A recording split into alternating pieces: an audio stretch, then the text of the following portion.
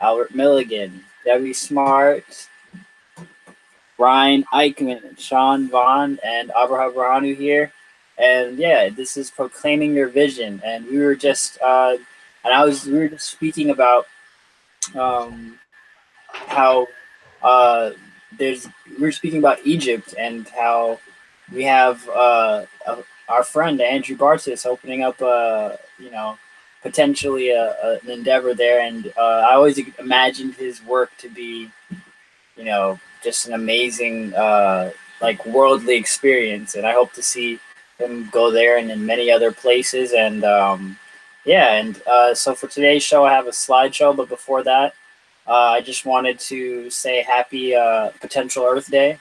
I thought that today may be Earth Day, but it's 4/22, but I'm not going to post another video until May. So this is the official Earth Day video. And how has what's the weather like over there in Bakersfield, Bakerstown? Bakersfield, the weather is beautiful here. I'm in California, so about 2 hours north of LA. 70 degrees all day, crystal clear skies. Couldn't be any better. Yep. And Debbie, how's it in Tenino? Rainy and cold. Yeah, similar here in Maryland, DC area. It's been crazy winds, a little bit of sunshine poking through, then rain, a lot of different flavors. But we're like in the 50s, 60s. And how's it up in Connecticut, guys? Brian? It's cold. It's just today got cold, but it was actually pretty sunny today. But it's been pretty cold up here in Guilford, Connecticut, right near New Haven, Connecticut. And Sean's here too, in the other room. Yes, I am. Okay. Awesome. All right. I'm gonna screen share and we can get started with the slides. The slides.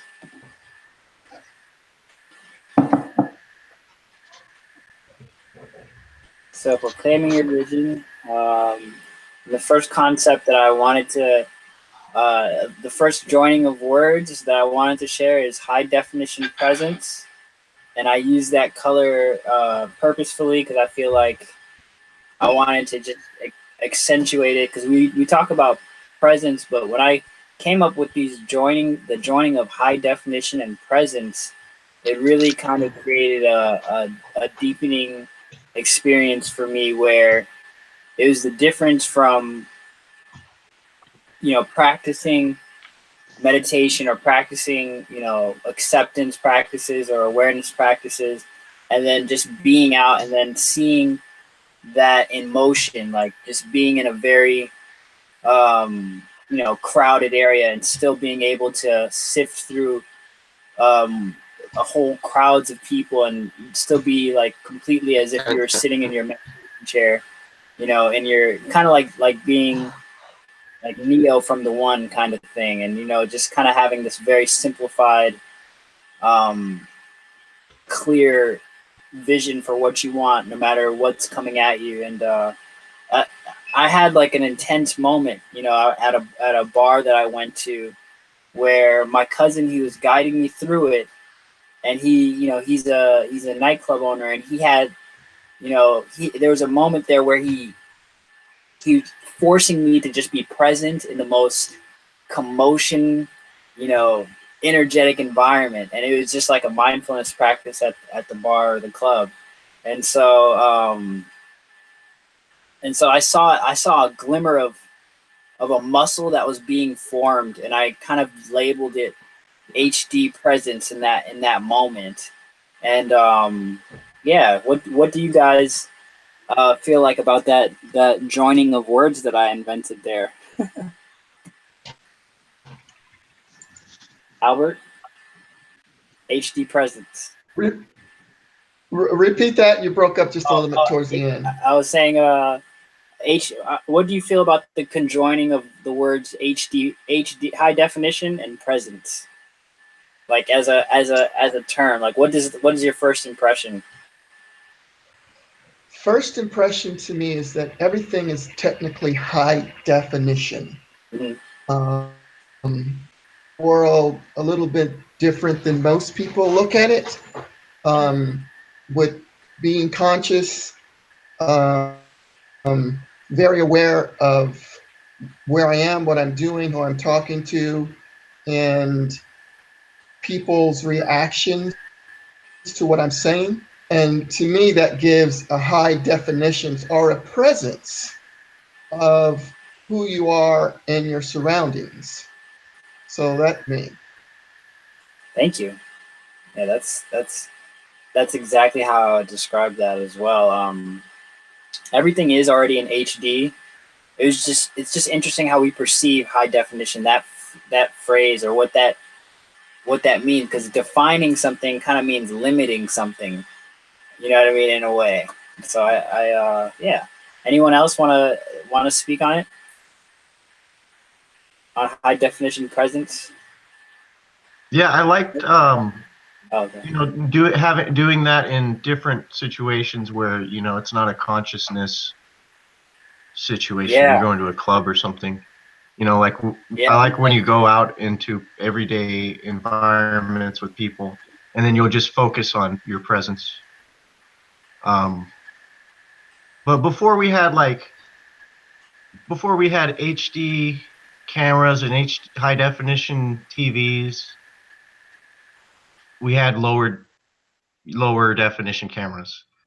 But either way, the whatever was being recorded still is in that pristine definition, and you doing high definition would just be you going higher into your expansion of what you're actually filming or what you're perceiving in the moment. So there's always a pure definition of something before it's even defined. But you can go to these places that usually it's like a low vibration thing, or you're not going to be focusing on consciousness, or you're going and playing pool, or going to drink, or, you know, a bar, whatever. Yeah. And I then you mean, can do that, and it's really cool. I just wanted to comment on that, like bringing your consciousness exploration into normal environments, and then watching how the right. consciousness around you is also doing it, you know, interacting with your co-creation. It's so funny. It's so funny. So Sean, I want you to comment on this like reflection that I have, that I had like while I was experiencing that particular experience where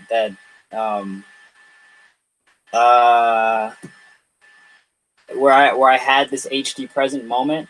I like my eyes just started scanning everyone without me doing anything. You know what I mean? Like it literally looked at every single energy in the room, like without me doing anything. And it was like an auto, like almost like when your eyes are in REM, like in dream, and it starts to like it just starts to look at everything on its own. I guess it's like my heart was just communicating, and my brain was like completely out of it. You know what I mean? And I wanted to see what your comments were on that. Like, what do you kind of sense from that? That's something that I've been delving into in the different amplifications and suppressants that are in the body for experiential bodies of sensing organs, of experience of different types of energy bandwidth that are perceivable by the human body, and relay information that's translated in the sense that we have, and that can be picked up in the extrasensory amplifications of different, you know, sensing equipment, and like HD vision, where you're getting huge visualizations at the extreme, like with huge lucid dreaming and astral experiences, and the imagination technology amplified in light codes in the third eye to the max, as well as clairaudience, where you can see, hear through walls, or it's amplified to a greater intensity. Same thing with your emission, like emitting and receiving in presence and experience. So you can give off a certain presence that's greaterly perceived by others, even in a luminescent way, if you so choose. That takes quite a bit of a lot of working on it, though, because there's a lot of beings in the dominating control system that don't want people to emit such a powerful presence that can change people just by their perception of them. But it can be done.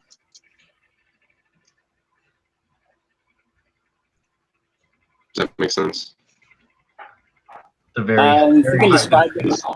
yeah, if you can describe, if you can expand on that more, I would like that. But it's all. We can move on to the next slide if it's up to you. I don't. You know, if anyone else got a comment on it, that's fine. Yeah.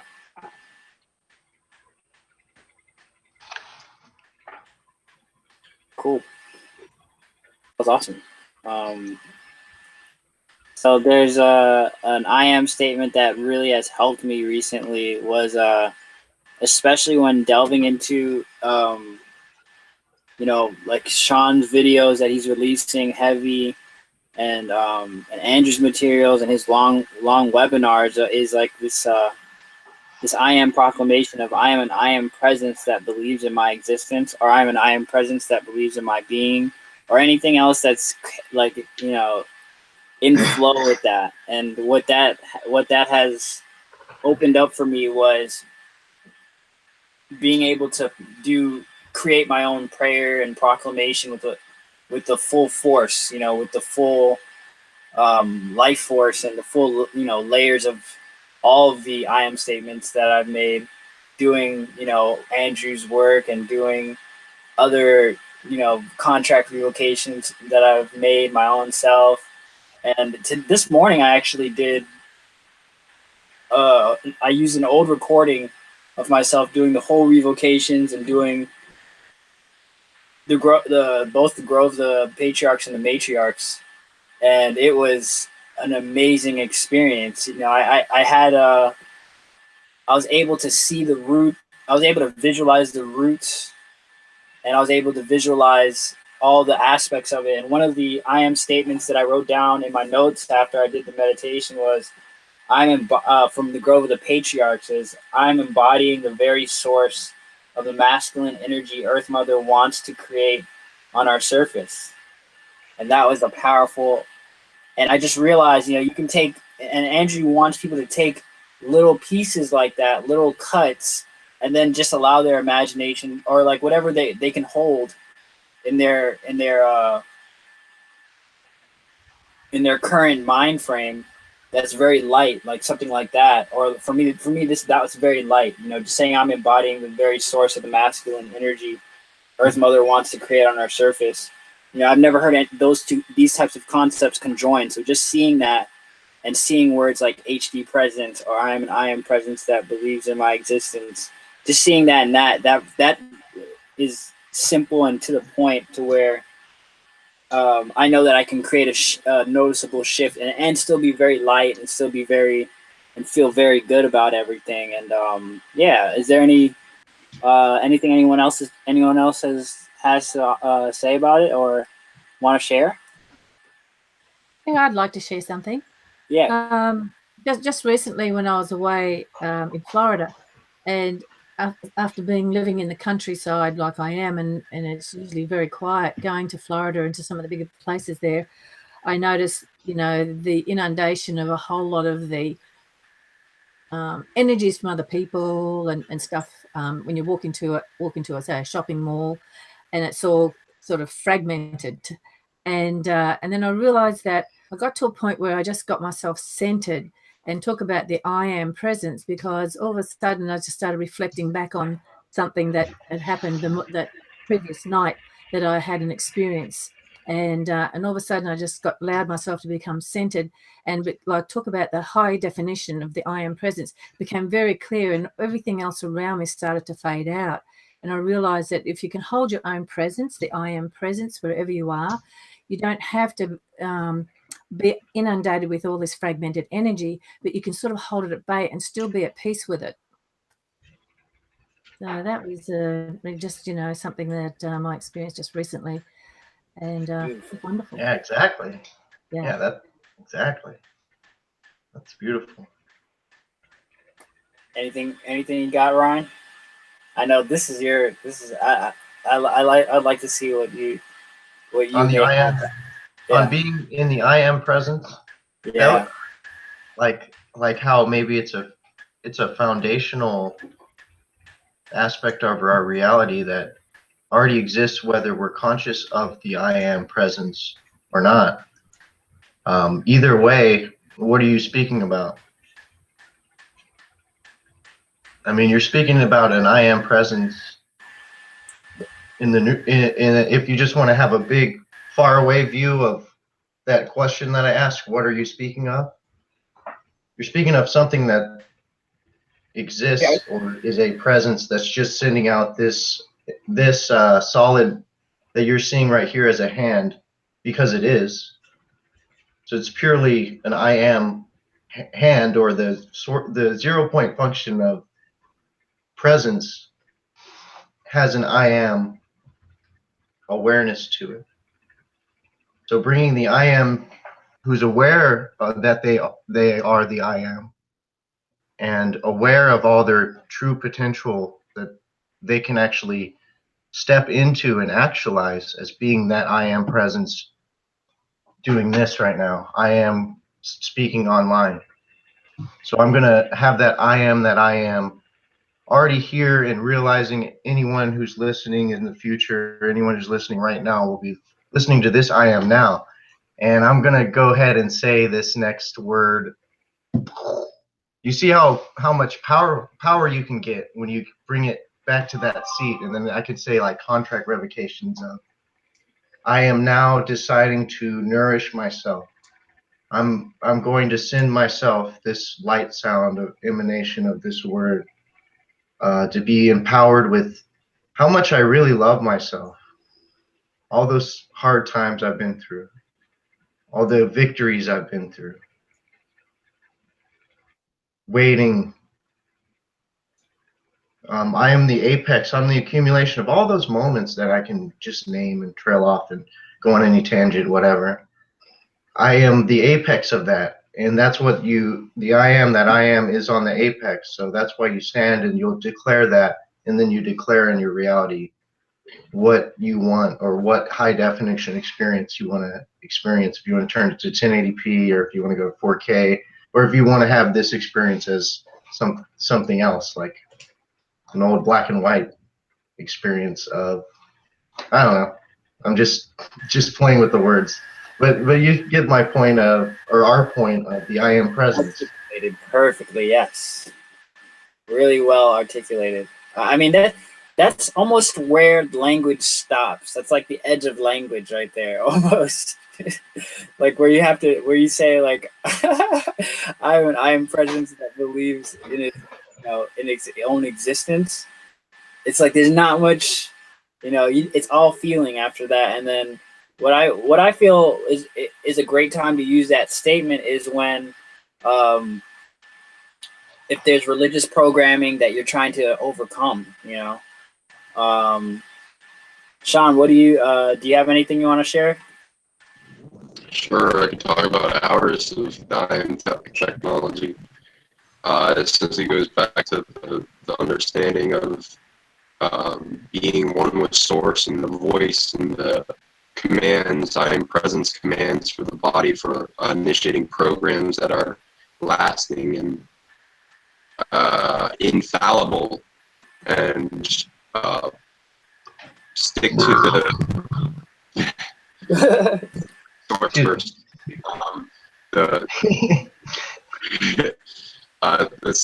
Stick throughout time, and against all self-defeating program or things that want to undo commands that you place forward. If you do it in voice, and I am presence, in the seat of your heart, and the the command station of your being, your lungs, the air you breathe, the voice you emanate, and all the technology linked.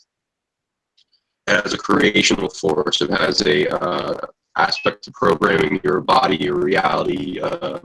You can emit different bandwidths of energy. You can perceive how many bandwidths of energy your voice emits, an elemental essence of different body technology that grows and expands with you after you emanate it, and it travels throughout etheric time into all perceivers that hear the voice and have the technology to hear it.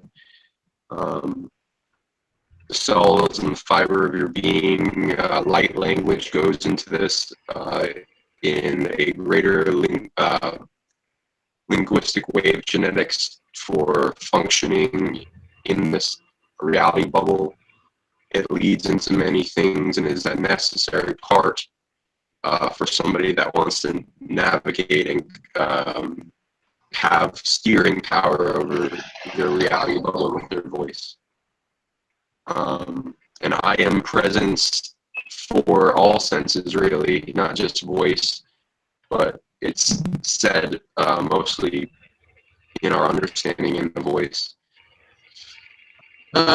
Yeah, and there's lots of technology that can amplify it, ways it can be subverted or blocked from the individual, and they'll have to just like pick away at it, whatever the blockage is, with their voice and their usage of it, and any doubt programs that are keeping them from a greater connection with source in their bravado and heart space and activation of the I am presence and the greater upkeep involved in maintaining it, as well as your own sovereignty and the sovereignty of those aspects of yourself. Yeah, I like the steering power, bro. I need steering power. I need the power steering on this. Albert, what's going on, man? I am powerful in the sense of once you understand that you are an aspect of creation itself, experiencing its own mind of its own creation, where individuals get lost in their experiences in order to find who they are again.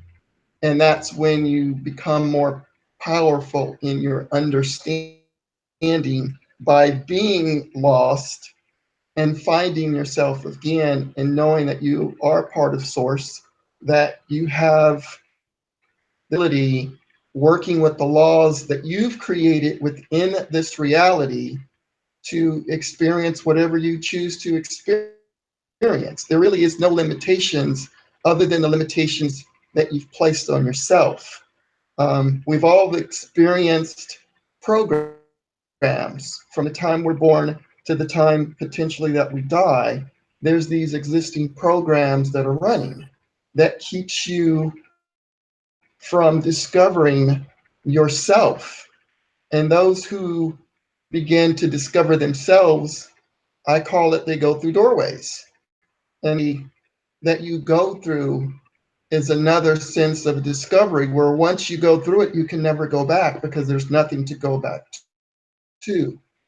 So whatever you proclaim it to be and how far you want to take it in the amount of time that you're in this reality determines a life of joy and happiness opposed to sorrow and sadness, because you create what you speak. The power of your voice, the power of your mind, the power of who you are, it's self-directed. No government, no military, no one truly can force within you, because you have the ability to command nature and the elements. And that's why governments, to a certain degree, in place to keep you further from yourself. But I believe that we're all getting to the point now where we're under that those things that held us back were an illusion. They controlled our mind. That they're no longer in control anymore because we are control of ourselves. And that's a form of I am, of knowing who you are. A big part of it. Love that. Love that. Yeah. And yeah, I mean, it's back to, we're just getting back to, like, on that point that you said, I mean, us controlling the elements and us gaining, it's not us gaining a superpower. This is just the bare minimum of an existence as a consciousness. You know what I mean? This is just like it's just like a facilitator so that we could be of more service to the planet, of more service to more beings, and give at a higher level. It's not like it's like how they try to portray like superheroes, Aquaman, stuff like that. It's not like all. I don't think it's exactly like that. At least in that portrayal. And so I really love the points that you guys had on there. Let's move on to the next slide here. We're sliding.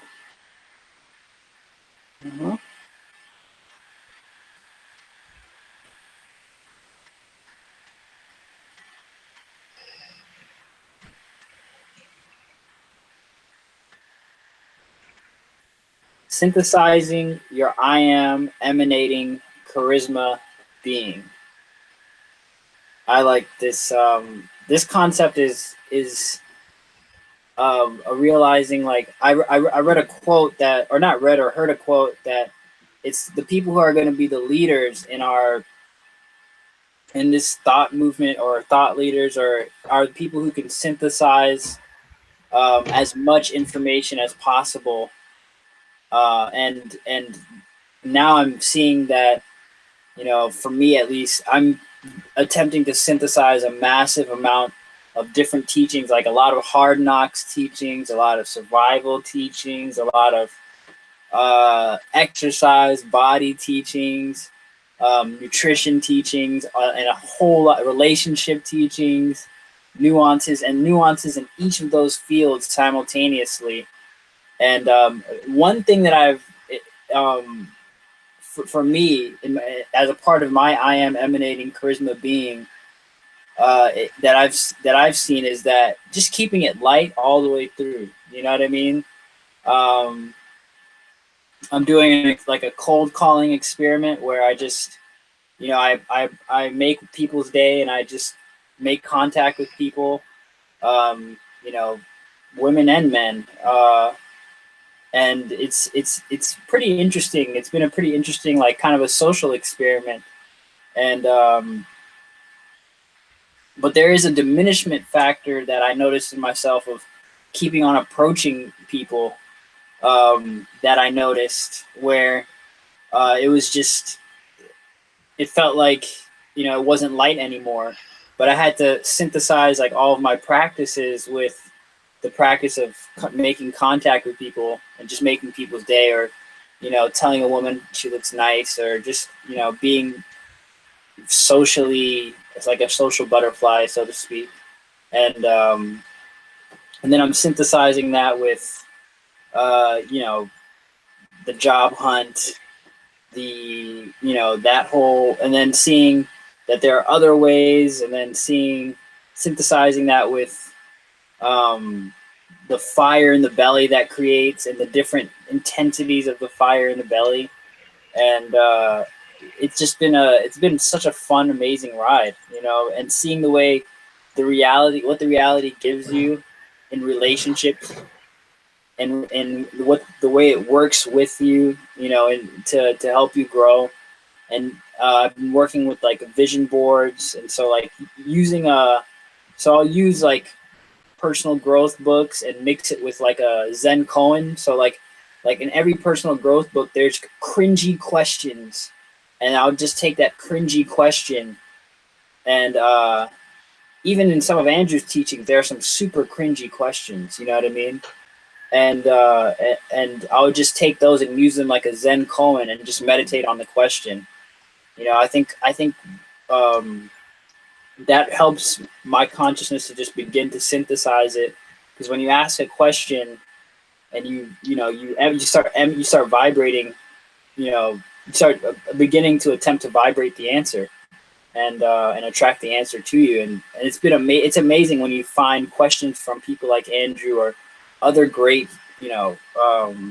people that are in practice, that are like Andrew, that are just practicing what they reflect on in their shows and on a public format like this one.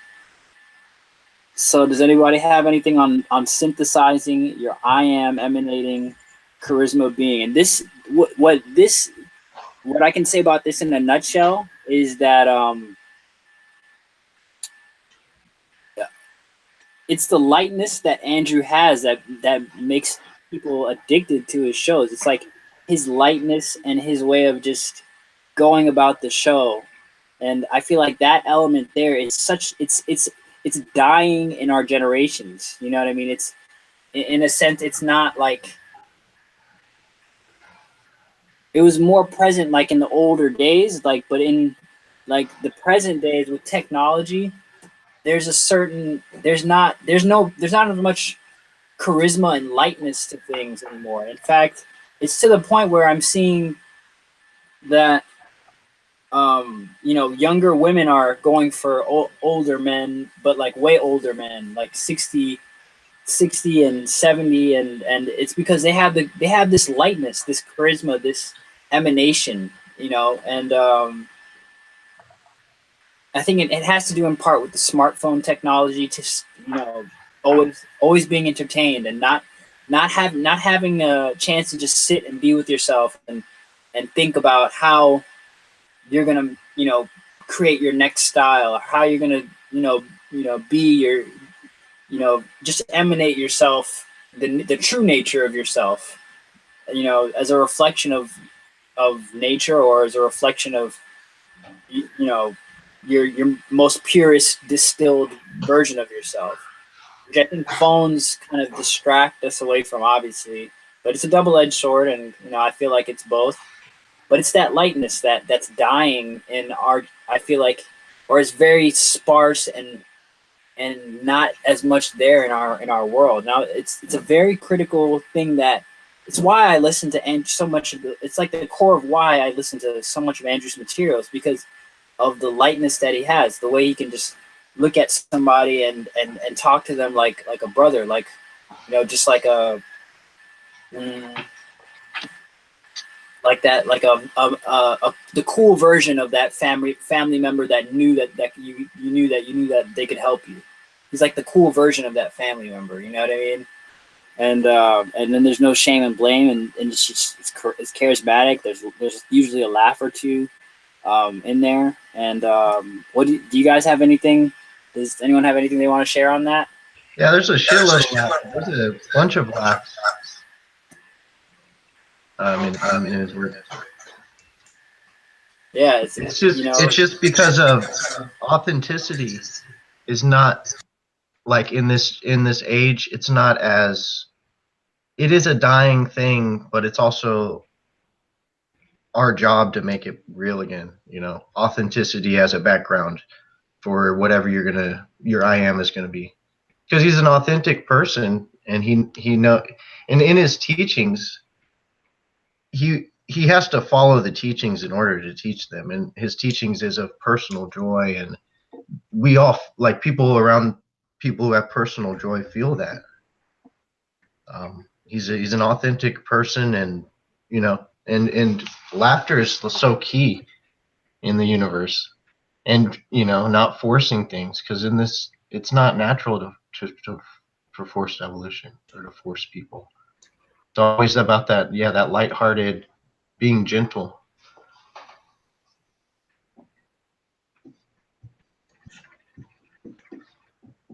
Nah, I mean, I've got a comment on that too. Charisma is something that we're attracted to for the primary reason, whatever the virtues are of that individual that you're attracted to, those are attributes that you admire, that you want for yourself. There is a lightness to it. There is a freedom and a happiness is judged. in those situations because you're attracted to someone that usually has wisdom and knowledge and carefree. Feel that you can truly be yourself, meaning that you can be authentic around this individual, just like they're being. Now, there are individuals in our reality that can fake charisma because they can be in wolf clothing in the sense that it's false light, where they attract you into certain situations and you buy that false light. So I just want to throw out that there is authentic charisma and there is inauthentic charisma. So we have to be careful how we use that term. Yeah, true. Yes. So do you have that slide, Abreha?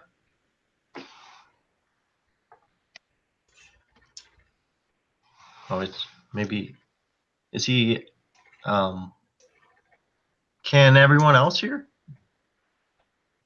Yeah, I'm I here. see Sean frozen and Debbie frozen. Oh, okay. Oh, I can hear you. Y'all are just there. Okay. I'm sorry.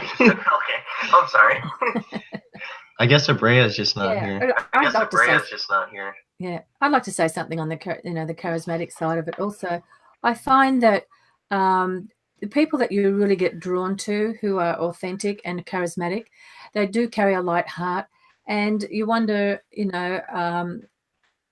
how in your own life, how can you apply that to yourself to be of light heart? And I've always felt that the simplest things and the light can be, you can achieve the greatest things in a light heart. And a lot of people think that achieving enlightenment has to be a struggle, it has to be hard work.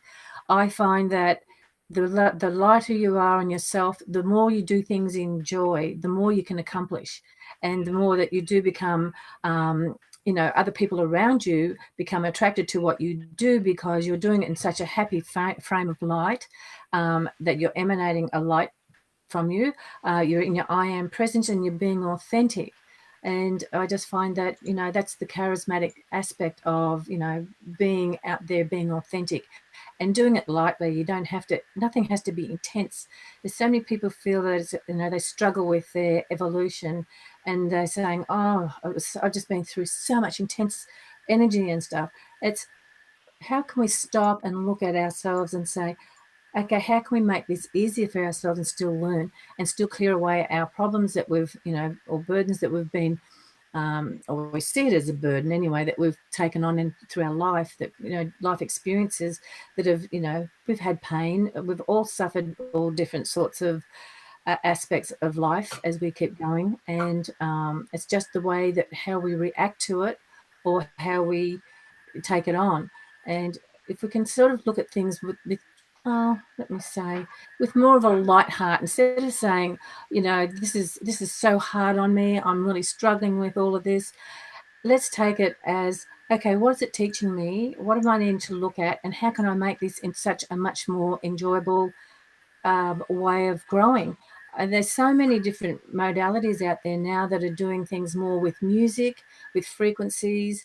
It's so much more enjoyable to listen to listen, lighten up your heart with music. I love what Ryne does. He gets there and he actually emanates his heartfelt frequencies through his music. And that's so charismatic that draws people to them. I just think doing things with joy and enlightenment and everything is what's going to help you, catapult into your evolution. Yeah. So, sorry, I was on mute earlier, guys. Sean, do you have anything? Sean. What was that? I was asking if Sean had anything on. Thank you so much, Debbie. Or Ryne. I appreciate it. Well, I just wanted, I appreciate you saying that. It's really amazing. Yeah. To hear you say that, it makes me feel really good. Yeah, it's all about being undiminished. You know what I mean? It's like You know, it's all about being undiminished and staying lighthearted through it all. And um, Can you hear me? that's the key to the charisma, and that's what we need more of. You know, if not, all these 60-year-old guys are going to end up repopulating the earth anyway. You know, that have that lightness. 'Cause they're not going to mess with the kids that are stuck on their phone like, you know, a lot of people my age are. Just Can you hear me? see, that's me. That's me emanating my lightness onto the actual show. Okay. So this is surpassing state threshold. Deepening the foundation. You gotta echo, Sean. Oh, is that Sean's echo? You know, should I mute? Should I mute him? Or Sean? No, Sean's muted. Oh, Sean, did you have anything on this this synthesizing your I am emanating charisma being, bro? Authentic charisma being. Sorry. Authentic charisma, yeah, or emanating charisma, or just on the concept of emanating charisma. Do you have anything, Sean? Forgot to ask. Or I didn't think you did. Or you didn't hear me? Unmute yourself. Unmute yourself, bro. I didn't mute you.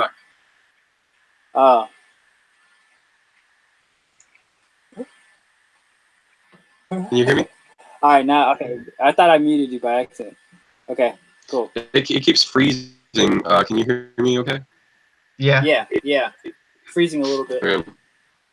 Charisma as a concept. It seems to be Charisma the or emission of emanating. light a person gives off in biophotonic emissions and codes that are picked up by other biological skins, technologies, and perception, and allow for a positive experience. This can be amplified and create an operating system with it as a shadow self. I recommend targeting the shadow self if you want to get rid of blockages to a person's charisma, because a person with large psychic charisma is able to attract crowds, unite kingdoms, create an army, have large amounts of friends and relationships and positive experiences, attract their soul family quite easily, make people feel good by listening or seeing or perceiving them. It also goes into, again, like the authenticity, which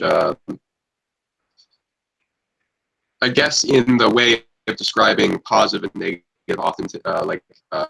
true authenticity versus just believing something as true and it not quite be true, but you still believe it authentically, and then the false light into that, which would incorporate placebo belief operating systems and being able to audit that at a greater angle in the body to see what is real and what is not real that you're holding on to, and making a much stronger belief system ladder of achievements that holds up strongly to other reality belief systems that are the program of the day when you're interacting with bubbles of reality.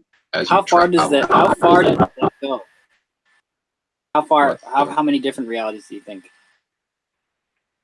Every single person that creates a bubble of reality around them in conscious perceiver with energy observed creates a chess move as well as a vote for how reality constructs itself and pushes forward.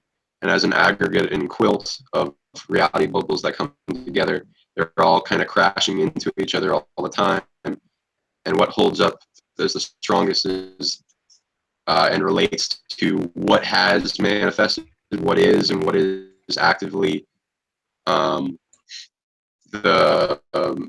authentic reality of the aggregate coming together, which includes what has happened, what's been passed down, and what is actively being created in that. And is how has sacred geometry cities hijacked the concept of charisma? And is there any way, Sean, your mic is like chopping like in and out for some reason? I don't know if it's. Oh, okay. If you could fix it, that'd be badass. I know, I can understand every word. Just, I mean, because I listened to you talk, and and it's like cutting every word in, but it is cutting out. I don't know if you could fix it, but if not, you could still hear you. I can come in and out after I'm done talking if you want. Okay, cool. Yeah, you can just send me the recording later, and I'll put it up too. Oh yeah, but yeah, they're just actively trying to heal charisma because they can't really make it, so they can create a shield around themselves of falseness that perpetuates a lie of who they exist as opposed to the truth underneath. So the system is actively stealing everything you got, including charisma, if it can, and authority to create new types of charisma for beings that they perceive needed, such as politicians, presidents, world leaders, banks, commercials, programming of all types, really. So that's about it. So I'm gonna re-answer next call. Okay.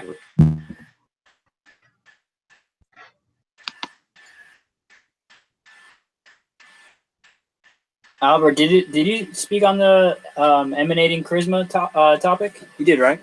I did, yes. Okay.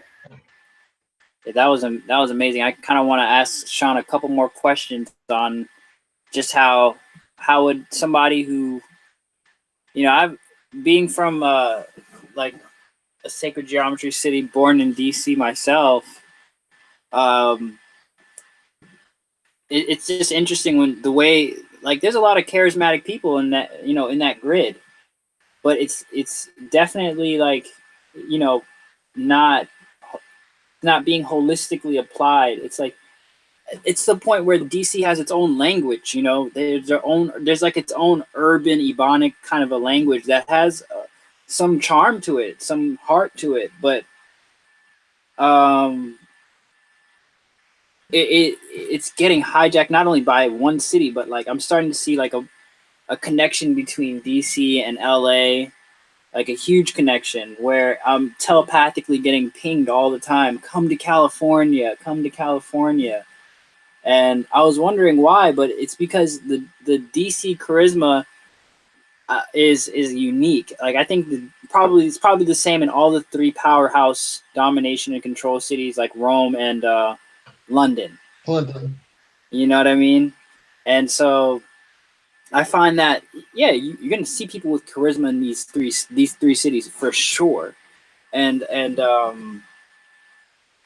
it's interesting to see that the way the culture develops, and the way these people are emanating a sense of charisma, but they're keeping it within those domes and those cities it's like they're being used as an attractive force to go to bring more energy into the cities. And let's see. Let's go to the next slide, and then we can return back to any slide, or we can go on any topic here. If anyone wants to, inject anything, I'm open to all suggestions. There's no, nothing's completely fixed. And but for this next slide, it's just a couple words here that I prepared. Deepening the foundation of your practice, creating a bigger responsibility can be painful, but that is because the amount of pain you can cause by leaving this unattended is also just as huge. So if you have what I was really speaking about here is like breakthroughs and how things have to break down, so you have to break through. And an example that I brought forward was just because we and many species live on the earth every day does not entitle us to the way the planet produces the perfect conditions for us to exist.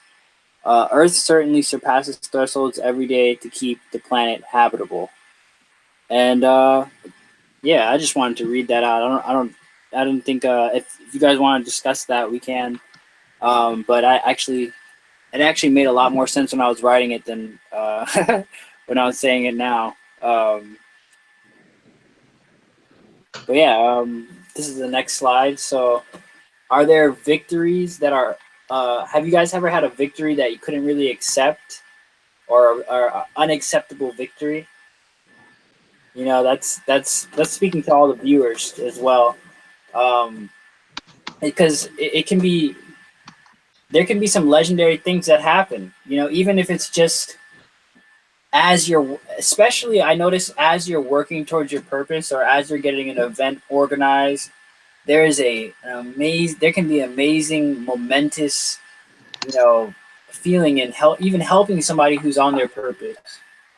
You may not be the one that's doing it for yourself all the time, and there's, you know, there's certain victories and little micro victories that are hard to accept. You know, it's just as hard. I find that victories can be just as hard to accept as extreme defeats. And Like what sort of victories are you talking about? any victory, like like, you know, from getting the hottest girl's school number and your school's number to No, that's unacceptable. that is No, formidable. like what would be a victory that's unacceptable? Like what's Like a victory that that the individual cannot accept because it's too bright. You know what I mean? You know when a light's shining too bright, but you already had the experience, so you can't say you didn't have it. It's kind of like the light, the amount of light in that victory that you had was so bright it blinds you, and so therefore it's like, how am I supposed to be able to accept that? You know, I consider this a real a serious issue. You know, like, I have many friends, people that I see that I consider legendary, but I guess the thing is, once you've already reached such a legendary place, an even harder challenge comes in.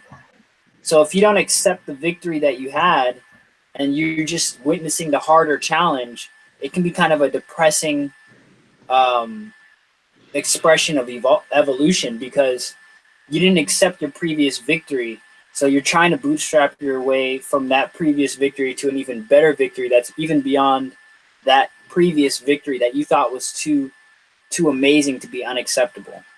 But the wording here, I wish I could probably write it a little clearer.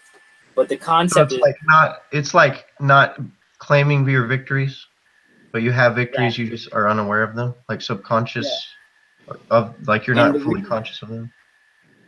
And the reason in my experience is that why this is so important is because it's very, if you don't accept your victory and you have it, and then I noticed that the reality that we're in is the Earth school is challenging us at our highest potentials, at our highest levels. So I find that within myself there'll be some peaks that I've had where I didn't accept that peak, say like in a meditation, say in my fitness. You know, there's a point at one time where I ran a 40-yard dash in 4.4 seconds with a parachute on. And the reason why the parachute actually made me faster is because it gave me more traction to use my extremely overly strong legs. And I you know, I have to, when I work out now, I kind of have to realize that that's a pretty legendary stat, and I have to kind of, you know, understand that my next goal would be after that, you know, and it's hard for me to accept that I basically ran I'm probably one of the fastest people in the world. You know what I mean? You know what I mean? Could I touch upon that topic? Could I touch Yes. upon what you're saying? Yes. Yeah. So in my own experience and wisdom, any victory that you experience is not a fluke, it's not a mistake. It is something that should be grounded in gratitude. Because when you're really grounded in gratitude, not accepting it has nothing to do with it. Being grateful to have that experience, which you can change the word out victory with experience, and grateful for those experience that gives you a feeling of overwhelming accomplishment, and you're truly grateful, being grateful in that moment moving forward, that becomes the norm. It is only when you're not grounded in, then you start to sink back into low self-esteem and unworthiness and all the things that governments and religions to assert to have is unworthiness, and you're a sinner.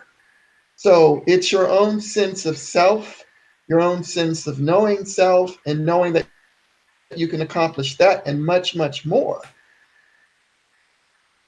Now, here's the question I will pose to you, Albert.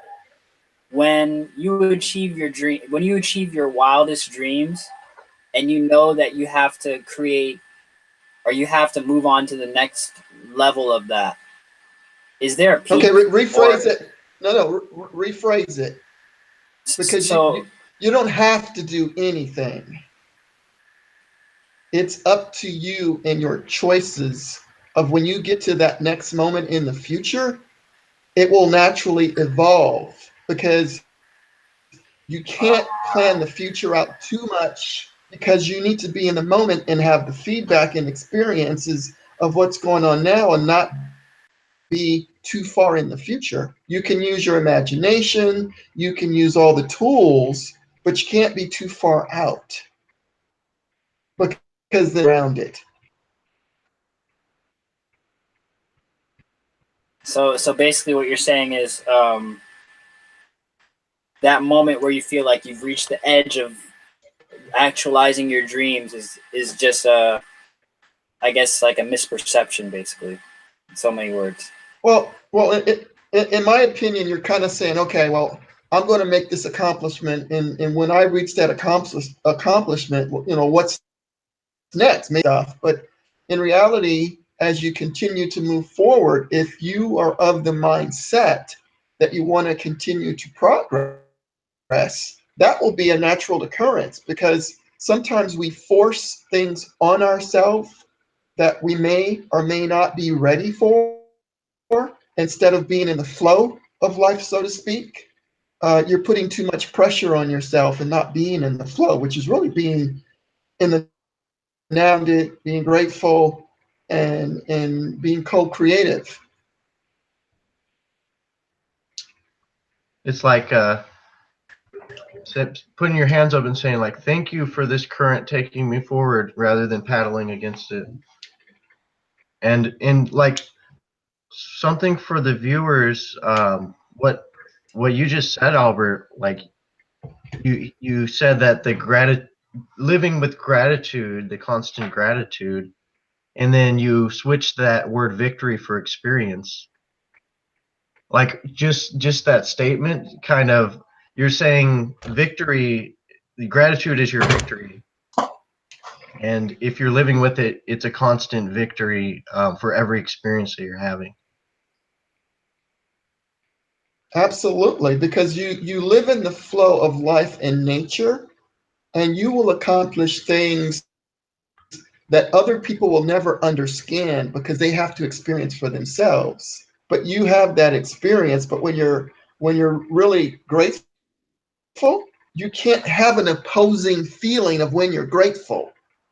You accept it. Exactly. I remember these things as I was in the process of getting there. But when the dream actually appears, I would revert to. Oh, Debbie, you have a little echo. I do. Yeah, like I was talking. Yeah, I guess just Yeah, that's too high or something. I would revert to kind of like that inner child, just saying, okay, now I can create whatever I want. You know, rubbing my two hands together like a, you know, like a mastermind, and so I guess that was kind of like some of the things that I've gone through, and it felt like so insurmountable to even move forward, because it just feels like there's like a couple scenarios in my life that I've accepted recently where like after this happened I could have died happy. You know what I mean? Like like that's the level of gratitude. Like I could have just, you know what I mean? All right. Like this is the most amazing, like this is one of the most amazing experiences anyone could have ever had. And just accepting that, you know, and still being able to be grateful, you know, for the next ever present moment is something that fascinates me. Is there, Ryne, is there anything that you'd like to share? Anything more you'd like to share on that? Yeah, the gratitude is yeah, just living because that that unexplainable experience or that amazing experience you just spoke of that only you can have, that means 100% of the people who could have that experience would be you. So you could, if you're purely authentically grateful, then that means 100% of that experience and all those who would experience that experience were grateful. It's the only experience that was you. That so if you have to have some other experience to realize you had that experience, then it was actually good enough for you to make that knowledge you learned from that experience into wisdom, because you're grateful and you're not going to be judging with this or that coloring that you're going to color on it. You're just like, I'm fucking truly, I'm very grateful for, you know, anywhere you look in that experience, you'll just like, you know, emanate gratefulness to all of it. And it's like the importance of nourishing yourself is being gracious for yourself. And each experience you're having gratitude for, you're nourishing too. And all those experiences are nourishing you. So it's like a constant that you should always have currently, you know, in your background, in your flow of, you know, I'm actually really grateful for this experience, and let's move on. Just like I am this, I am, and I'm experiencing, let's move on, you know. Almost like a traumatic experience. It's almost like that. I'd like to add something. Almost like that.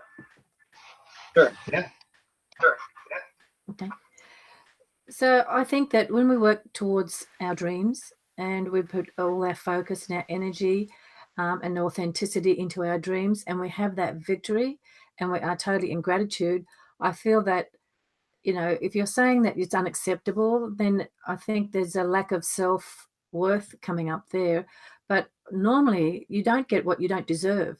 So I think when you're working really hard in consciousness and focusing on your dreams and working towards those, and you have that victory, it's a wonderful blessing that you've actually created, and you need to be in gratitude and acceptance of it, because you really brought that reality about for yourself. That victory is just a reflection of what you've been working on, and that you deserve that, because that's all the effort and energy and focus that you've put into it. And so we don't bring anything into our lives that we don't deserve consciously. And it's just learning to know how to have gratitude and be humble enough to accept these wonderful things that do come our way. Synchronicity is another thing too that sometimes really blows me away, when you're not expecting it and just things all of a sudden just flow synchronicity. And it's realizing that all the time that, you know, you've been living and focusing and doing your work, doing your revocations, doing your disciplines in the morning, meditations, creating your reality, creating your day. All of these things, when they start to show and appear, they all are part of your victory. It's nothing that's outside of us happening. It's something that we have brought about for ourselves. And just by being grateful and showing gratitude towards it, we can open up the avenues for more. So it's just a wonderful thing that we just get these reflections back to us that look like a victory, but actually it's just an experience that you know, is it reflecting back to us on all our hard work that we've been putting into our life? Yeah, it's within us. Yeah, it's all within. Yeah, that was beautiful. Yeah, I was just watching a video, one of Dan Winter's video, and he was saying whenever you have a thought that's a shareable thought, sometimes your hair will stick up on your neck, or those times when you have those aha moments, and it's like that's when you have like a shareable thought, that means that your current is turned on, and it tells the current of the reality, the energy of the reality, you know, I'm ready to connect, and it like opens your aura up. And he talks about the scientific behind your aura and the ley lines, and actually the different, how the energy actually runs, and why they would put the sacred temples on those sacred sites, and what a jet is, and like he has his own Jedi stuff. But he was just talking about that, how so the gratitude would be opening up your flow for the connection with not only just the connection with the flow of the environment, but there's a hologram that we're experiencing, and there's a hologram within our mind also, and they're interconnected. And there are ways that this hologram of everything affects this hologram in our mind, because it's like how we perceive. But there's, when you're in that flow and when you're in that open state, you're actually able to use this hologram inside yourself to like affect that outside hologram. Like he breaks it down into scientifics, and it's really great videos. Dan Winter. I just wanted to share. Thank you. Yeah, that was amazing. Could I say one more thing to illustrate a point?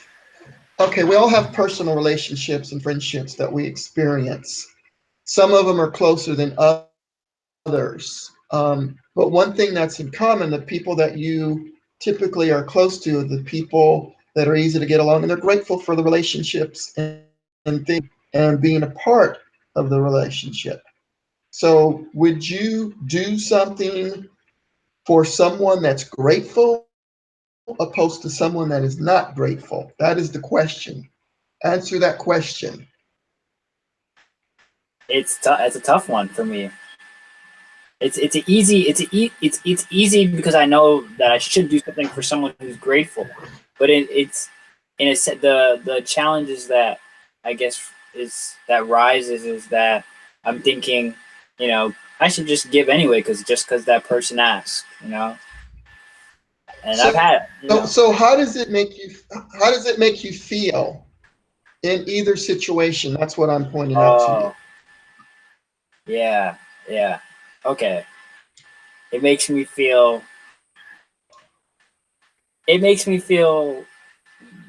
icky when I give someone who's ungrateful a ride to the metro, or it makes me feel, you know, as if I enhanced my life when I give someone who is grateful a ride, you know?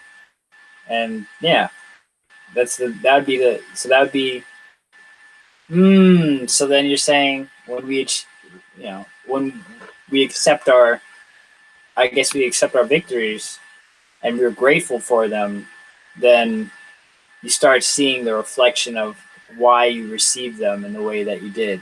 And that speed, that essential foundational speed of the experience, the good experience that you attracted through your gratitude, underlying all of that is what I'm picking up here. Like the underlying speed in which you attracted it through your gratitude, in the sense of somebody who's grateful who asked for a ride versus someone who's ungrateful who asked for a ride, and the way the energies transpire. At least in my experiences of actually being in that situation. Sean, do you have anything on this topic? I know you've had some amazing victories, my friend.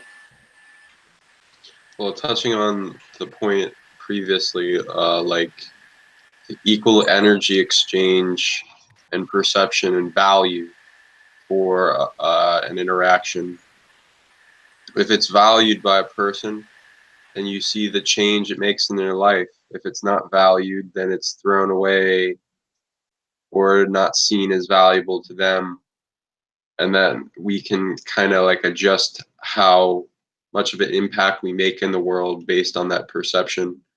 This phrase is cut like, don't throw pearls before swine or something.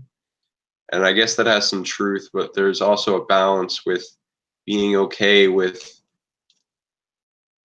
giving something of value to somebody that doesn't value it as much, as long as you emanate your heart-spaced truth and try not to step on their journey and do yourself, your own honor emanation. Exactly. Yeah, I've had a couple times where I couldn't turn it off, quote unquote. Like I was actually on a date yesterday, and I couldn't turn it off. But I just, I laughed at myself, and she understood enough, and you just gotta kind of trust enough that you attract the people that will understand enough, so where it's not a too much of a stepping on someone's journey. It's just like a moment where they may miss a point, but they're not gonna feel like you stepped on their journey. Cool. Is there anything else is there any other point that anyone had? Like, is there any specific victory that anyone had that they want to share, where it's like, this is so amazing that I could this is my life, I could die right here. Has anyone had those a specific one that that they can share, like in their process of accepting it, and how they accepted it? Or are we all agreeing on gratitude is the attitude? Could I share something else on? Yeah. Like, it's a victory. It's whatever. Well, I gave $20 to a homeless guy once when I was just on the street, and I went to a stoplight, and he was just asked, had a sign or something. And I gave him $20, and like his eyes like lit up. And another time I gave my brother $20, just because he's my brother, Or I tried to offer $20 to someone who had a lot of money, and they took it as some sort of polarized view. Like, value is like we're always in an energy exchange, and it's kind of like if you're giving to someone who's it's like the debt mentality of lack or debt or void of heart connection, or it'd be really void of gratitude, is you can go ahead and do the exchanges and do something for the person who's not going to be gratitude. You're not going to have gratitude for it. They're just going to, not be thankful. And you could feel bad or good, whatever. And then you could do the same thing for someone who's very grateful, and it like changes them, and they remind you how much it changes them and how much they appreciated it. And you're going to actually get energy back, most likely, because they're sending that, oh, wow. Or they're sending healing, saying how much they appreciated you. And the other person who's not gratitude, I mean, you could take that still as you were gracious to offer through both of those scenarios, to giving it to either person. But if you're giving it to someone in gratitude, you could even use that momentum of you already having your inner gratitude for the experience of giving it to them. And then they have a gratitude for the experience of receiving. And then you use that momentum so that y'all two are working as a whole, uplifting everything. It's just like the science, how being gratitude will be open to the whole. And then you can co-create with the whole, closing yourself off to a lower state, polarity, duality, believing false light. That's not going to be having the momentum of the gracious, very thankful for this I am experience momentum that you have when you're bringing your awareness to that. That was a mouthful. That But was thank you. amazing, though. Yeah. So, the next slide I have here is when you're at that, I guess at this ideal state of realization, and you just feel that, and I feel like your cup is overflowing, and that's where you can give your prayers and give your peaks of energy that you're generating, and that high quality customized expression of yourself to the world, so that they can do the same thing in their own expression. And and even if it's really cup overflowing, you're still balancing the energy to go where it's supposed to go, or to where it can rebalance, order, or resolve, where you spend that precious attention unit. So I feel like the energy that you feel when you're at that, dream is actualized, your units of attention in that moment are extremely precious. And so, not like anything, not to bring any shame, anything in there, but I feel like, just to bring a little of awareness to that attentional unit. It's probably, this is experimental. This is all experimental, and I feel like a lot of the concepts like HD presence and everything here are just something I've never seen before. But I feel like, if this resonates with you, then, or if you have, there's probably other psychologists who speak on this in a different way. But this is just from my own introspection, my own meditations, my own reflections. And you use those precious attentional units of when you have reached a progressive state, or you've progressed on your journey in a very obvious way, that that you've intentionally created something to create pillars in yourself to architect your higher frequency. So I guess like the Grove of the Patriarchs is a version of this. Grove of the Matriarchs is a version of this. Peacemaker's Lodge is a version of this, which I've been really actually I had a waking daydream where it kind of looked like Albert, if you want to talk about your trip to Egypt, it kind of looked like a like one of the libraries of Alexandria, or something like the Peacemaker's Lodge that Andrew unveiled. Did you get a chance to go to that library? Unfortunately, we didn't go to Alexandria.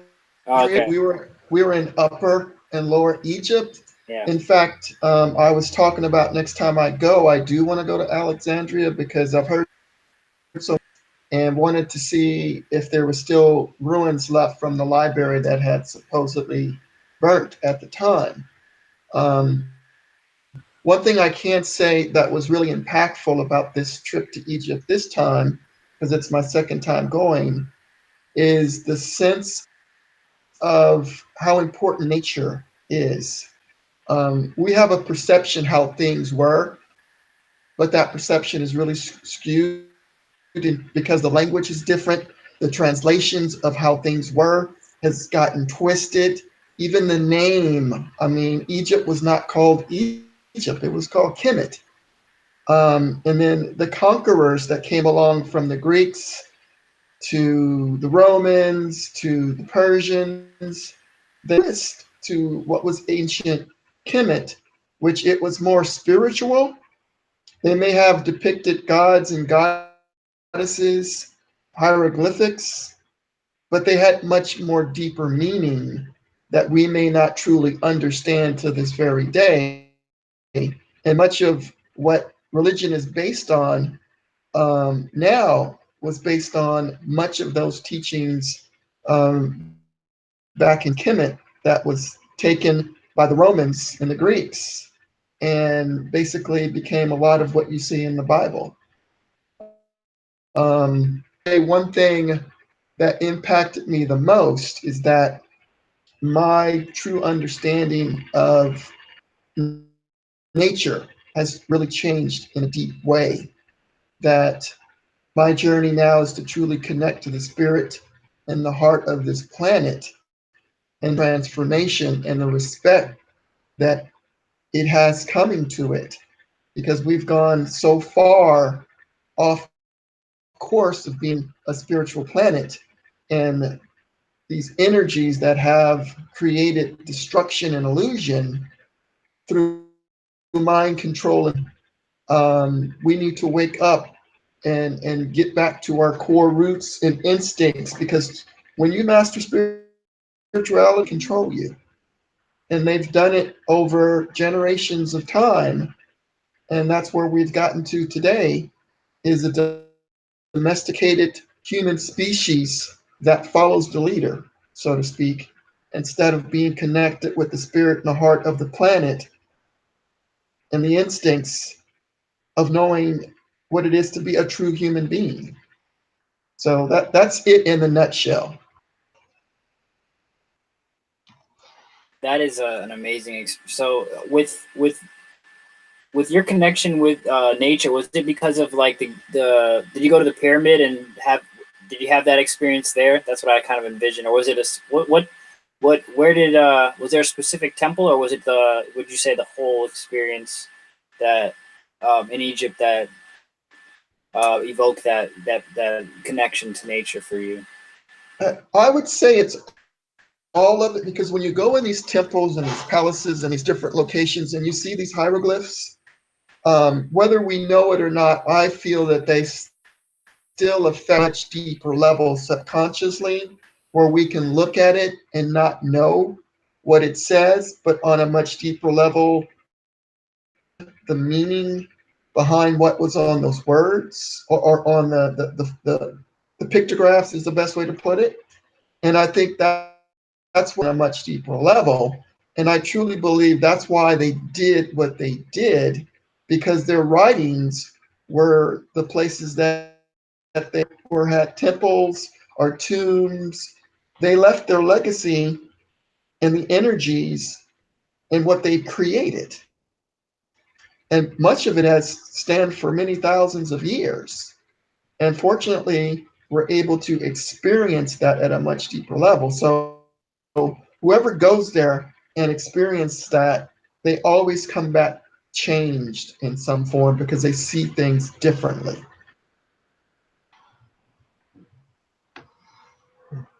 Yeah, I'm so happy for you, brother. That sounds like an amazing experience. So there's a little bit of a lag or What, Debbie? feedback, or just I just had something. I'm not sure who's that coming from. I just went to. Is it? Okay, cool. Is it coming from me? Okay, cool. Okay. I went to Alexandria when I was over in Egypt, actually, because I was really drawn. I wanted to see the library that was completely burnt down, and it was really disappointing because it's all digital, and just and beautiful artwork and stuff like that in there. But right nearby where the library is some ruins, and there's a whole lot of catacombs that you can go down into. But there's no sign or energy of that library.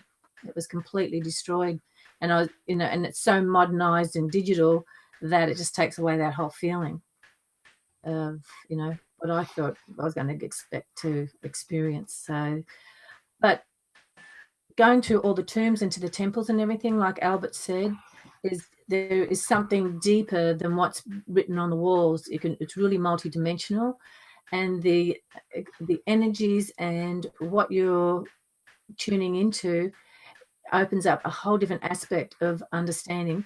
And it changed my husband forever, because he was never really interested in that aspect of spirituality, especially with the Egyptians and that whole reign, I suppose. But when he came back, he just could not get enough. He bought every book under the sun. He checked up everything and started to realize that Egypt is a lot older than what the scientists think. It goes back millions of years. There's so much more to that place than what really is being taught. And like Albert said, they have tour guides that go through there, and they'll read out some of the writings and the inscriptions on the wall, but it's just so much more than that. You just really can't explain it. It's a feeling and it's an experience. So Albert, would you say that their technology of writing those pictographs on the wall in that sacred temple is still in effect? Like, and you can use that technology whenever you go in there, you kind of are able to tap into it, or it affects you already? Oh, most definitely. And I truly believe that's why they did what they did. They were really much more advanced. I believe that the human species is back more advanced than we are now. We may think that we're advanced technologically, but spiritually we de-evolved. And one say, well, how did we de-evolve? Look how we treat the planet. If you've got petrochemical that is being spilt everywhere, you've got plastic everywhere, you're killing animals that are in their natural habitat for whatever reasons, we de-evolved as a spiritual humanity, because back then you can tell that they honored nature. They honored the forces of nature, the elements and the realms and the dimension and how everything truly worked. So Yeah, it seems like that we they get knew back about to. that sort of technology of the natural um, other realms kind of technology or energy from the non-physical, because they seem to have tapped into just something that we all lost touch, or the system is here to make sure and enforce people don't go into that connection, but people are losing in touch with it. My lights are just flashing on and off.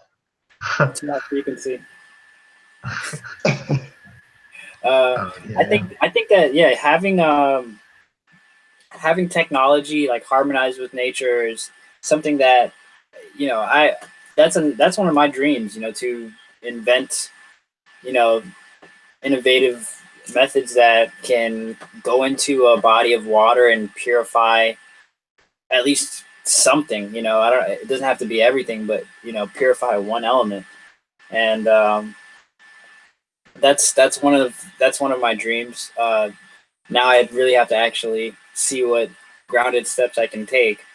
And I've always felt like an inventor, and I've always felt like on the brink of creating a new technology. I wrote, like, when I'm 42, I'm gonna create the first hover car, but then I realized that already exists, you know what I mean? Because if all the secret military 0 point energy stuff is there already, then there's really nothing new here. That's what we discover, and it goes right back to Egypt. It always goes right back to Egypt because there's nothing new, and you just realize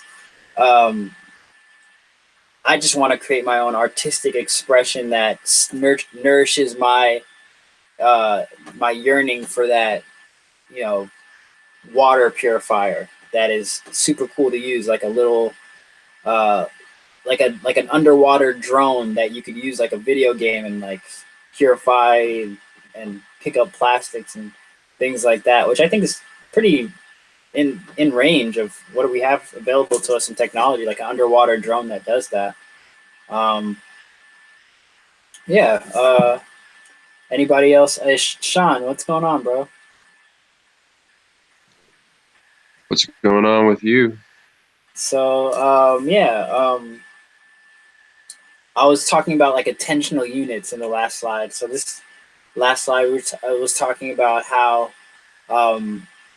what do you perceive is different between like what would you perceive as different between an attentional unit, like a personal attentional unit that you have when you see a dream being actualized? Like let's say like I'm watching a piece of technology clear up the Mediterranean Sea or save, the biodiversity of the Chilean waters or something like that happen. And then I'm feeling that feeling of that accomplishment. And then I'm focusing on, and then I'm realizing, oh, this is an amazing vibration that I'm on. What if I use this attentional unit to focus it on like Syria or something like that? So like Syria can be and just even focusing on it with that type of attentional unit. And what, like, is that different from me just being, you know, just sitting on the couch one day after watching, you know, a funny show and then just being like cereal, as opposed to being after like just seeing an invention that, you know, you thought of that purifies waters and seeing it do that. Does that make sense a little bit? Like the intensity of your creative ability versus just chilling and then just thinking about something. Like, what would you say? Like how does that affect the unseen and in terms of how you're using that attentional unit? Well, oftentimes when inventors make an invention, they'll find out that somebody across the planet is in thinking about it around the same time as them, the collective consciousness. 100th monkey effect goes into that. And you're going into creating technology that goes into purification of water. There's many different factors that you could use, such as electricity, frequency, or even the understanding of the water molecule and how it reacts to other stimuli. You could even go into psionics, because psionics, there's a whole branch devoted towards purification of water. There's like whole awarenesses on how to purify water, program in.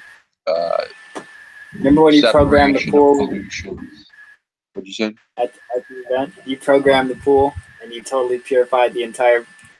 Yeah, totally. You know, we did a show, and on that, I called it like letting it rip on 3 different layers: layer 1, layer 2, and layer 3. And Sean, you peed in the pool, Sean? Yeah. To bless it? What'd you do? No.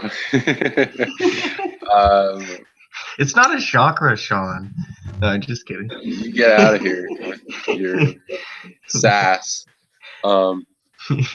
Anyway, yeah, I use frequency emanations to program water. There's many different types of motions. Program water. Water, a great mystery. We'll go into that and like science and how like they can reproduce the same frequencies humans emit and then pump it out with a frequency generator at crude oil, and then it separates from the water at a way greater pace. You can do this in many different spectrums. You can do this even multidimensionally at a greater density, so that you're purifying all densities of each water molecule as it has a world inside of it, as a collective consciousness of elementals. It has whole things going inside it. Some of the ocean's water has more drama than people will understand in each little water molecule. And so like the greater degree of amplitude is needed in entering those macrocosmic games to help purify water. Water is naturally trying to purify itself all the time, but there's a lot of stimuli that wants to hold it back from that. So the shadow of each water molecule needs to be examined to see what is the holdups for it to do what it naturally wants to do because of its own consciousness, its own energy emission, its aura, and empowerment of its natural system to do that, such as changing from one state of water to another, the weather patterns, and even usage of like the 4th state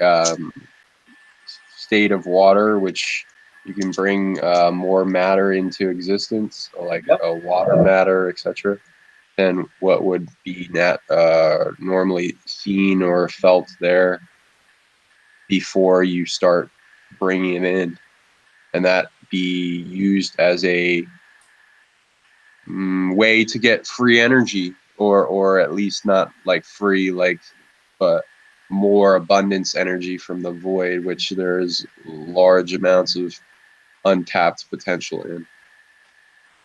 Yeah, and then also use that to purify the water itself. Yeah, and this is something that's so key. This is a basic. Like, this is something that we have to master as a species, is to find ways to purify our water that, maybe consciousness based. That may be. I don't think reverse osmosis is really a long term solution, but that's good too. That's one of my passions, focusing on water. There's this website called Vibes Up where they have a crystal infused shower head for $40. And yeah, I got one. There's like a big rose quartz chunk, and like love was inscribed on the rose quartz. There's all these gems and these balls that like ionize the water. Caitlin Keat Vibes Up is that product that I really love. All right, let's see what the next slides are. Is there anything anyone else wants to share on water? Like just actually what we just spoke on, and or just like going from a place from like the difference between a high attentional unit of like your highest values being actualized versus your attentional unit when it's just in progress, or like you're at a decompression state, or you're just watching a program, or you're watching a YouTube video and you're just like, let me think about healing the planet, or let me think about healing this ley line, or let me think about healing this country or something. Is there any? That was kind of long. That was a mouthful right there. My gosh. Let me say one other thing. Yeah. About it. Sometimes we tend to take for granted. The human body itself is probably over 80% water, and that is by design. And if you look at a lot of the diseases and illnesses that most people experience, especially, a big part of it is because of lifestyle and toxicity, whether you consume it, food that you eat, the air that you breathe, or even the negative emotions that you're around affects the density and the effectiveness of the water that's in your body. So part of purifying the waters of the planet is also purifying the waters of your own body, which in turn creates a ripple effect. Because I've done tests with these pendants, and what we've discovered is when you wear a pendant that has been infused with certain frequencies, the water that's in your body, which in turn creates all kind of chemical reactions and start to happen. Because the other thing that we're up against in the future with technology, we're looking at 5G, 4G, all these disharmonic frequencies that is very chaotic. So part of our mastery is going to be self-mastery to create a sense of harmony despite whatever is around us. And those who are able to harness harmony within your own auric field will be able to experience things that are completely equal. That's just what I'm seeing, and that's my take on it. And this is interesting that you bring up your pendants, because I got this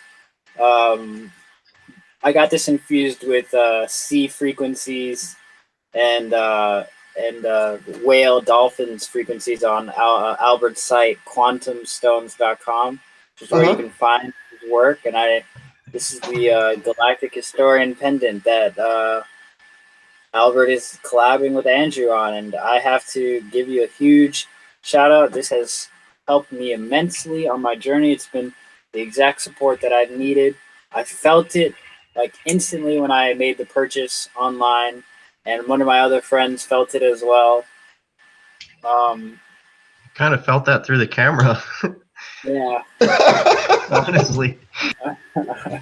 See, he's got this is the clear quartz. I was like, oh, give me this. Like, this is, it's got the different symbology on there, but this is an amazing piece. I highly suggest, you grab your pendant from Albert's website.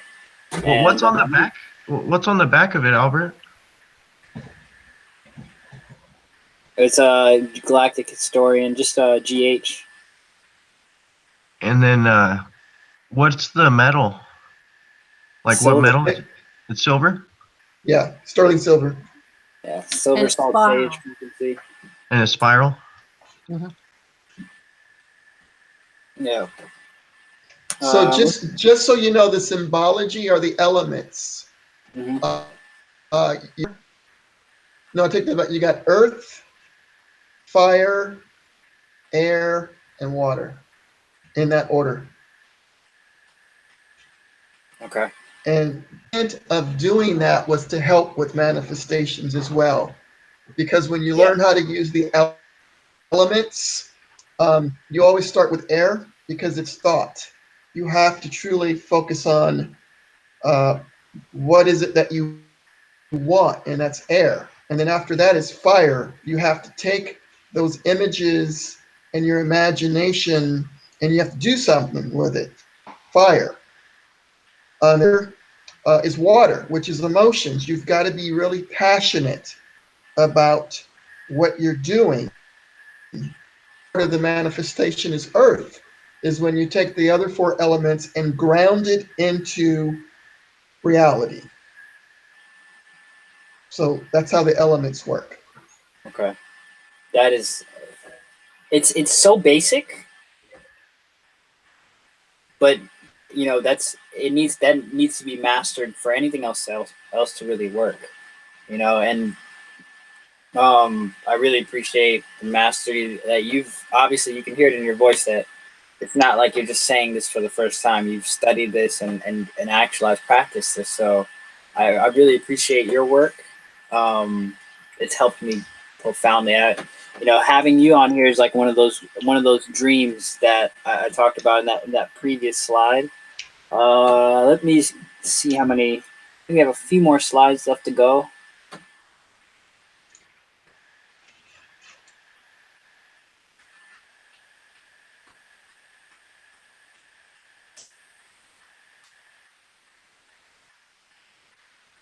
Oh, just one more slide.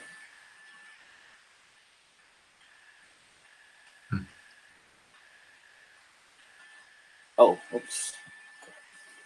Okay, so I forgot where I got this piece of knowledge from, but apparently our brains see upside down, and I've used this in visualization techniques where I've attempt to invert my visualization. You know, Andrew says this all the time. Our reality is inside out and backwards and inside out, or I forgot how you'd say it. But looking at the picture of our brains, we actually objectively perceive everything backwards and inside out. And I immediately thought of the Hermetic principle, law of polarity, embracing duality in ourselves in an ease-based way or fun-based way. And then I'm just, you know, full disclosure, this is absolutely resonance-based research with peppers from unsighted sources. And then do no harm is my last point here. And yeah, I think that's an interesting point. Maybe I'll save this for another show, unless you guys have anything you'd like to add as we close out.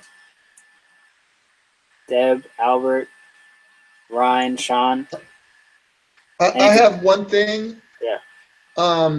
You know me, I'm gonna always have something. About Egypt, like I said, they were really grounded in spirituality. And one practice that I've been doing since I've got back, which if you guys go on the internet and look up the ideals of Ma'at, which Ma'at is spelled M-A-A-T. And Ma'at was of justice, of law, and of spiritual way of being. And there's 42 ideals or principles. That these principles, you will have a much better life. And some people feel that the 10 Commandments, because you can look at it and see that 10 of those came from the teachings of Ma'at. And then the other thing that's really interesting, our justice system here. And if you look at the blind goddess with the scare unbalanced, and that goes back to the principles that she represents Ma'at, that is blindfolded to true justice, and the scales are unbalanced.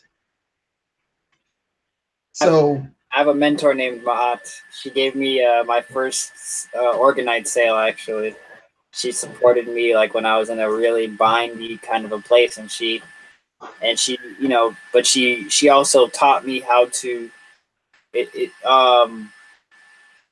she taught me a lot about the Kemetic traditions, and Ma'at is kind of no joke. You know, it's a super, you know, not hard, but there's a little flavor. There's a little religious flavor in the Kemetic traditions that I've experienced. The actual gatherings, the societies that are set up. Like here on the East Coast, there's a society called the Asar Set, and they're extremely cool. But there's a little bit of a religious thing on it, where it's you know, but there are some extremely amazing people. They offer free classes, free yoga. It's just kind of like a church where they give you like free donuts and stuff like that. You know what I mean? And free lemonade.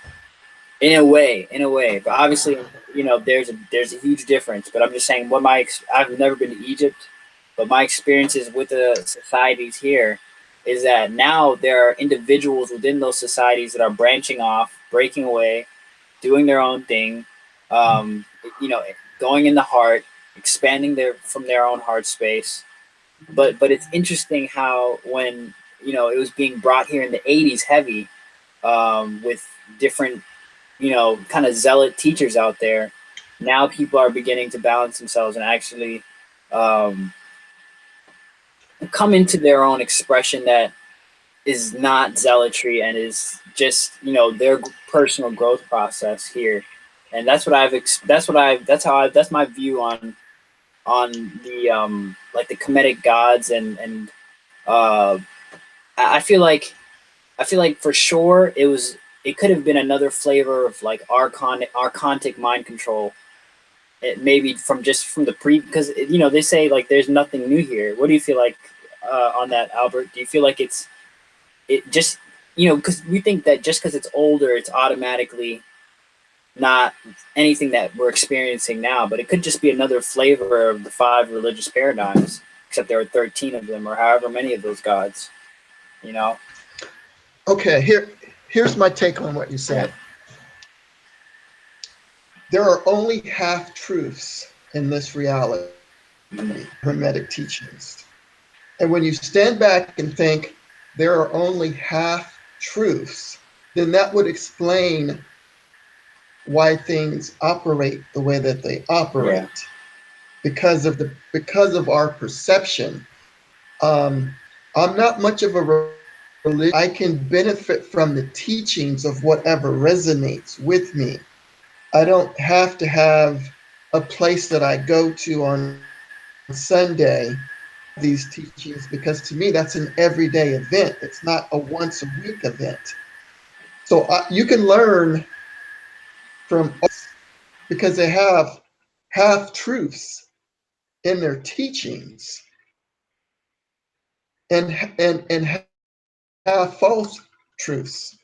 So it's up to the individual, and it comes always back to the individual of how you discern in it before you, what resonates, what doesn't resonate. It's all about choice and free will. And that's the whole exercise of this existence, in my opinion, is to master your free will in duality.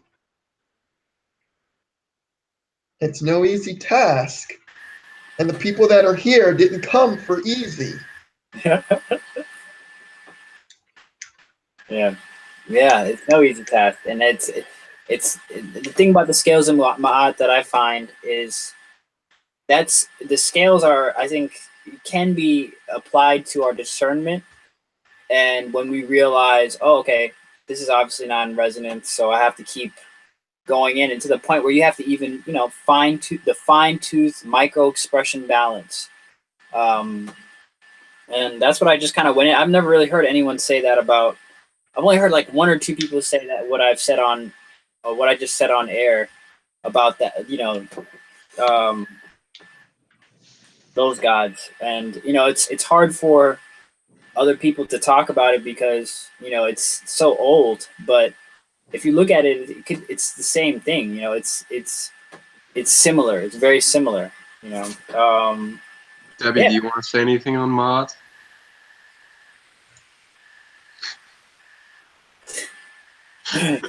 You muted. I heard you though. I heard you. You said no. Yeah. What do you? Know more about my art than I do. Yeah. Yeah. It's cool. It's cool.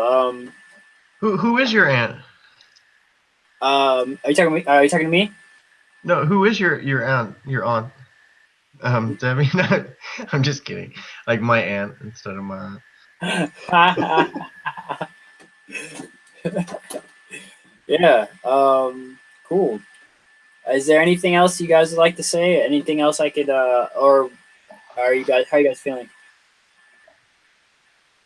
I just wanted to say one thing. Yeah. When we're all talking about water and the effects of how we can actually imprint on water, and Albert was also saying that our brain is 80% water. So also what we speak and what we think is going to also put an impression and can affect the way that our brain flows and affect the way our thoughts are and affects our reality, because everything that we think is what we create. And so just to be aware of that, our brain, because we're going to discuss that next time round, is 80% water and the effects of that. That's it.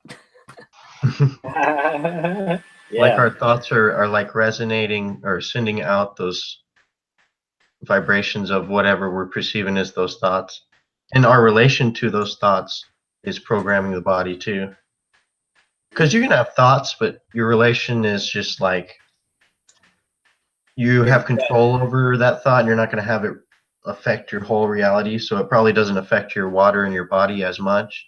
But when you do take that focus up, you can target the specific water sacs in your body, or, you know, like doing pericardium heart meditation, doing liver, focusing on it. And whenever you go into those meditative states, when you just open up to, and then you can program that crystalline substance. Yeah. Pretty badass technology we're living in the skin suits, you know? Way more badass than we even know, because we're just activating. You know what I mean? Yeah, that's definitely a dance worthy way to, you know, express it. I feel like I did the math, right, guys, and to get 3 organic meals from Whole Foods for a family of 9 for 10 years is $2.3 million. And that math that I did there really made me feel like, okay, what's the basic? I need to purify my water, and I probably need to have a farm, or I probably need to be friends with Debbie so that she could let me have her farm. And that's the age that we're living in. I feel like we have to definitely purify our water so that we can grow our own food, because nobody can. I mean, it's cool if you can spend $2.3 million for your family at Whole Foods for real food, for just regular normal food.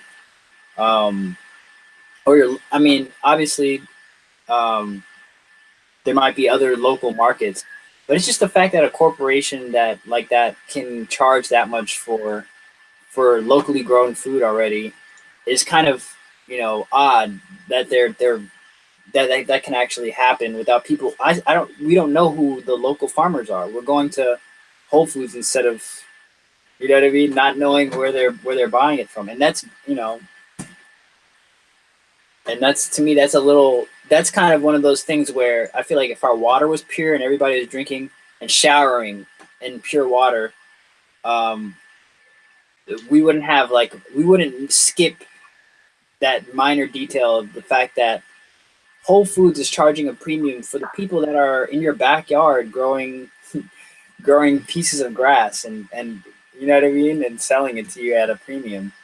And yeah, it's just, I feel like water purification, and our start of this would be using your energy to purify the water, and then you know, bootstrapping it from there and visualizing your next dream. I feel like water purification is key, and it's a mastery of that basic, and the master of the four elements, like Albert discussed. That's really going to push the needle, and I think that yeah, we can wrap this edition up of Proclaiming Your Vision. And yeah, visit quantumstones.com. Got Albert, and yeah, his work is tremendous. A lot of books on there, a lot of information on there, very solid. I've already read some of the books on there, and it's the real deal. You got Debbie. She's an amazing healer. I recently got my first past life regression with Deb, and oh my gosh, I can't wait for our sessions in the future. She's an immaculate healer. And then we have Ryne, who is also an amazing healer and amazing YouTube anomaly. He's fucking one.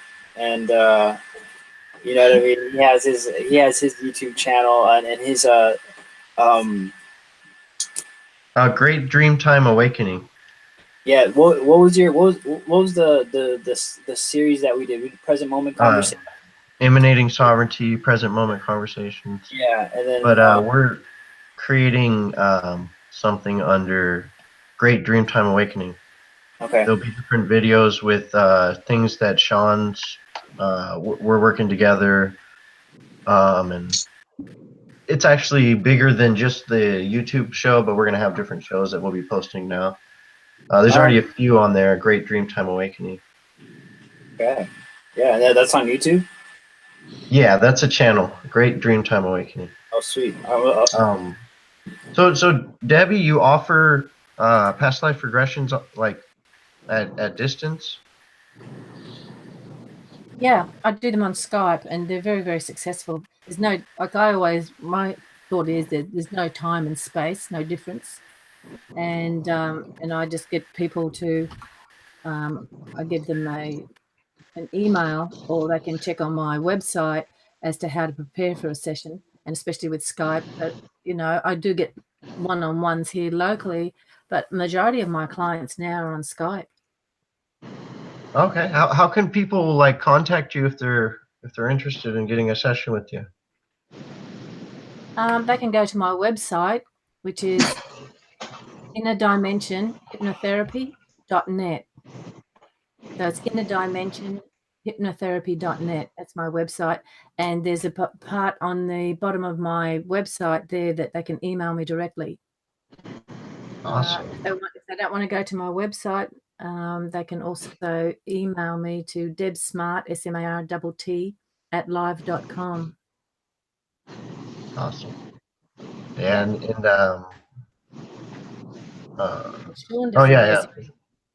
yeah, she's amazing. Got different powers that she naturally has. Like, I don't know. But Sean, did you want to say anything, Sean? Yeah, Sean. Yeah, Sean. Sure. Come on, Sean. I do healings, past life readings, reprogramming and upgrading the body, and looking at the different presence people hold inside themselves that's passed down the DNA lineage and light body lineage of all their lives. You can reach me at info@silvercord.com, info@silvercordss.com, at silvercordss.com, and you can reach my assistants. That's the fastest way to get a hold of me, and also on Facebook. And we have a YouTube, Silvercord Spiritual Science, and there's lots of free videos up for there if you want to see us. And we'll be collaborating more with these fine, lovely people here. Yeah. And yeah, hopefully more of these shows. And I'll be good. Thanks, Sean. So you can reach me at abrahaberhanu@gmail.com. Wholereflections.com is my website. I do consulting. I do energy healing. I just contact me and hit me up, and that will be our show. I'm shooting for the next show to be May 6th, and that. Thank you for watching, and if you've watched this far, you are. Dude, I'm gonna be so hungover from Cinco de Mayo, man. Are you sure on the 6th? Just kidding. Yeah. Maybe I was just trying to say I was adding 5 plus 6 plus 11 plus 2018, and that was like it's like 11/11. But I mean, it's still fraud time, so that would be the next shooting date, and let's just get off the air and recap. And thanks guys for watching the show. Peace.